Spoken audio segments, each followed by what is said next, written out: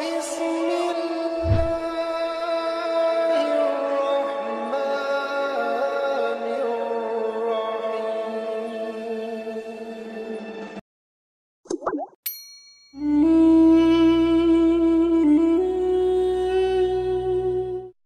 الله الرحمن الرحيم Bismillahirrahmanirrahim. Assalamualaikum warahmatullahi wabarakatuh. Syukur alhamdulillah, senang sekali rasanya kita bisa berjumpa lagi di channel ini.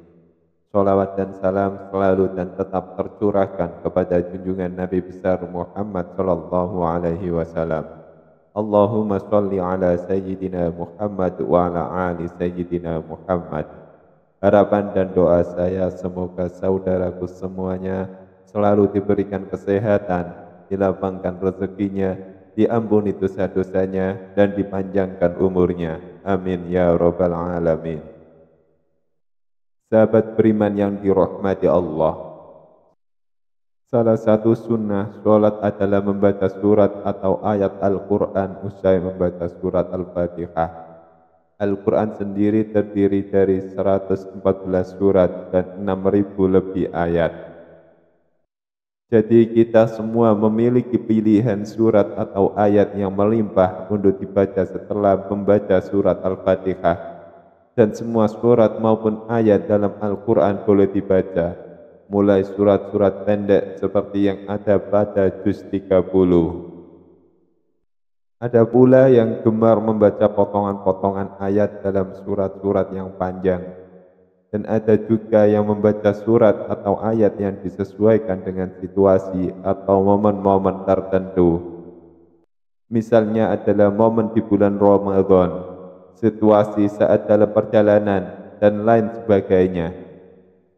Lalu bagaimana dengan Rasulullah sallallahu alaihi wasallam? Surat atau ayat apa yang sering dibaca Rasulullah saat sholat subuh? Dari Qutbah bin Malik, beliau pernah berkata, ia pernah sholat subuh bersama Nabi Sallallahu Alaihi Wasallam. Beliau pada rakaat pertama membaca ayat surat Qaf ayat 10. Hadis riwayat Muslim 457. Dari hadis tersebut bisa disimpulkan bahwa Rasulullah Shallallahu Alaihi Wasallam di rakaat pertama pada sholat subuh setelah membaca surat Al-Fatihah, beliau lalu melanjutkan membaca surat Qaf sampai ayat ke-10 saja, lalu dilanjutkan ruku dan seterusnya.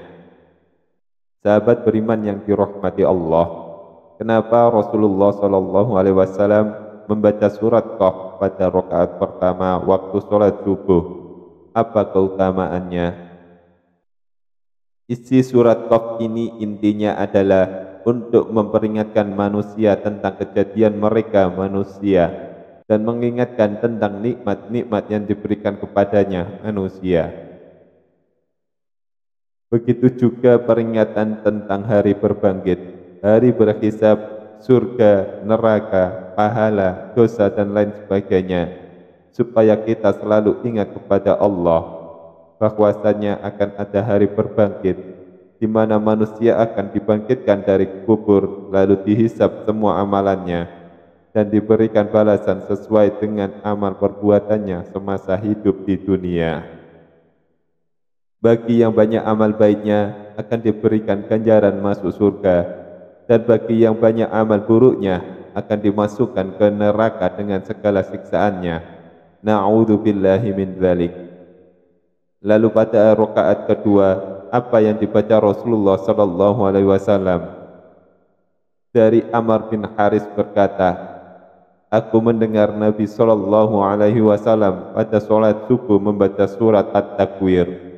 Hadis riwayat An-Nasa'i. Dalam Quran surat At-Takwir ini pun juga berbicara peringatan kepada manusia tentang hari kiamat. Seolah-olah surat ini ingin menyampaikan pesan kepada manusia bahwasanya keadaan semesta alam ketika kiamat datang akan hancur. Terjadi kegoncangan di mana-mana, matahari akan digulung sehingga semesta gelap gulita.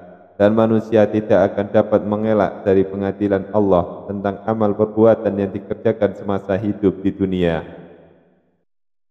Lalu apa keutamaan membaca surat At-Takwir pada rakaat kedua solat subuh?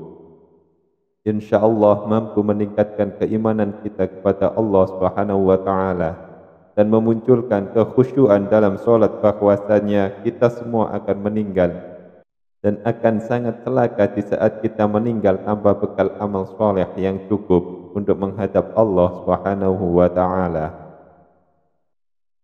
Sahabat beriman yang dirahmati Allah, untuk itu disarankan untuk kita semua, bacalah doa surat ini saat mengerjakan sholat subuh dan pahami maknanya dengan baik.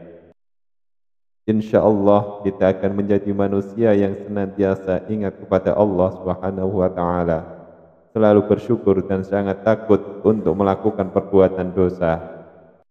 Dan mari kita semua berdoa kepada Allah Subhanahu wa Ta'ala, semoga kita semua selalu dijaga iman dan Islam kita oleh Allah Subhanahu wa Ta'ala, selalu menjalankan perintah-perintahnya dan menjauhi larangannya. Amin ya rabbal alamin. Wallahu a'lam bishawab. Demikian yang bisa saya bagikan, semoga bermanfaat untuk kita semua. Wassalamualaikum warahmatullahi wabarakatuh.